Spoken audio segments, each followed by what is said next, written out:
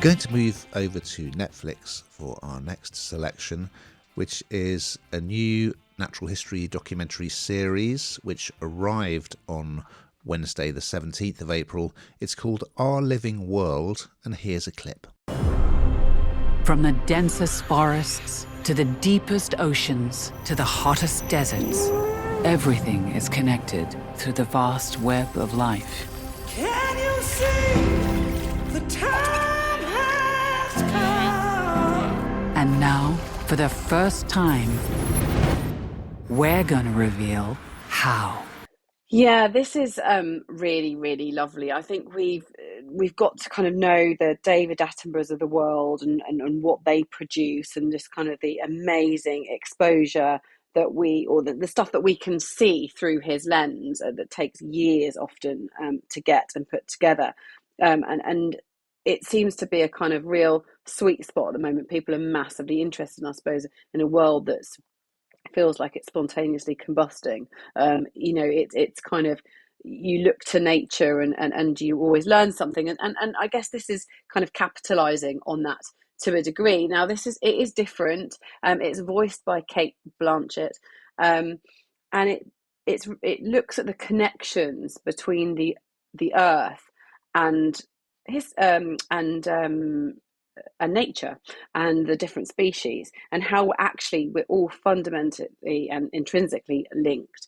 And it's quite nicely done. So it kind of opens up, and I think you've got a rhino walking through the streets, and you see, obviously I would imagine some kind of AI or something's gone on to allow a lot of that to happen, but the idea is that so different and our natural habitats are so different, actually we are, as I say, kind of intrinsically linked.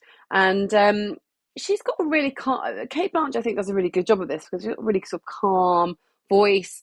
As I say, we're very used to hearing David Attenborough, aren't we? And if anyone else kind of even goes near that territory, it's easy to say, well, they're not as good. But actually, I think she I don't know, she just brings some kind of sort of a peaceful tone to her voice, I would say, and it's very, very interesting. It's showing the power of nature, and just seeing how we work with nature and how we should work with nature, and I suppose, as we all know, the damage that we are actually doing in our planet every day to that nature. But I mean, I absolutely love documentaries like this. It's a 4-part series. I've just seen the first one. But I really enjoy it, because you really learn something. And I do think that it is that little bit different as well, which I think I was watching thinking, my children would like to watch this. They'll enjoy this. This is interesting. This will capture them too.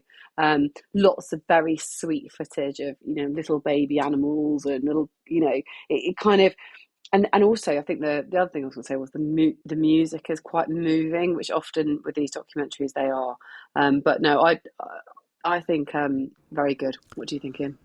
Well, unfortunately for the makers of Our Living World, that sequence that you talk about, which is in episode 1, which is one of the most amazing bits of wildlife footage I've ever seen, and it is genuine. It is a rhino walking through this town, town in Nepal, and it's walking through to get from sort of one feeding ground to another, and it happens on a regular basis. That was shown in Planet Earth 3 not so long ago. So, and I do think in terms of sort of wildlife sequences, we're kind of getting to the stage now where stuff is being repeated. I guess it's inevitable. Anyway, that's unfortunate, but it's still, if you hadn't seen Planet Earth 3, that is just, it's walking down this busy street past shops with like motorbikes and cars and pedestrians going past. It's amazing.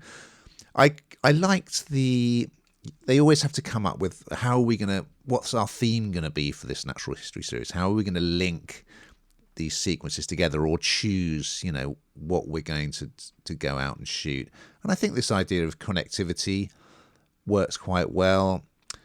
However, I mean, you talked about Blanchett, and she's fine. I would say we've been spoiled with Attenborough, of course, and whoever wrote the script for this narration, it's just certainly to my ears, when I'm used to Attenborough doing it very straight, There's a point where there are two hippos are fighting, and this male that is trying to muscle in. They describe it. He's about as welcome as a Band-Aid in a hot tub. And I'm like, this is not, no. But the footage is very, very good, especially the rhino is quite remarkable. And yeah, I mean, people who like these landmark wildlife series will very much enjoy it.